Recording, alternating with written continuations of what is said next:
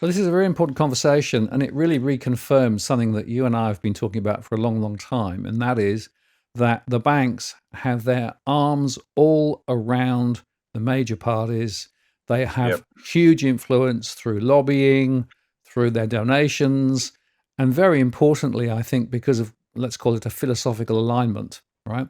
So, what we are finding is that the two major parties are dancing to the same tune. That tune is being played by the major banks and their lobbyists. And that tune is actually to their benefit, not to the benefit of ordinary Australians and ordinary businesses. And this is now beginning, well, it's getting really, really serious. And if we don't do something quite soon, it'll be irreversible. That's exactly right. And it's not just the banks, of course. There's a lot of examples where, because of each sector of the economy being highly concentrated in a handful of corporations, each of those sectors wield enormous power over the government. But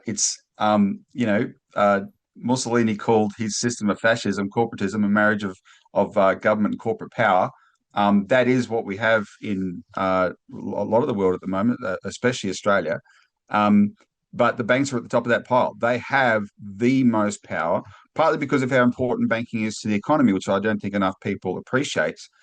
Credit is the lifeblood of the economy, and because we don't have a government bank anymore, which we've only had 30 years of not having state banks. We've had them for well over a century before that.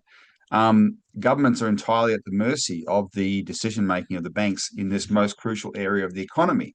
They don't have a bank as a tool of their own policy, and that alone is a reason that the governments are on their knees in front of the banks. Apart from what you've just gone through, which is the corrupt relationships where there's all these donations and things like the major parties rely on the banks when they run their election campaigns. They borrow heavily to run those election campaigns from the banks.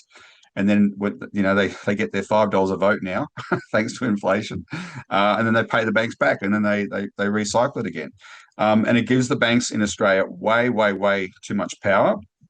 And what I'd like to do tonight is just give an eyewitness account of my visit to Canberra this week with Dr. Andy Schmulo. And people would remember Andy. He was the Citizens Party's Senate candidate for New South Wales. He's an associate professor of law. He's an absolute powerhouse, very, very, exceedingly sharp in his understanding of these matters and of the law as it relates to the Corporations Act. And we went there to participate in Senate estimates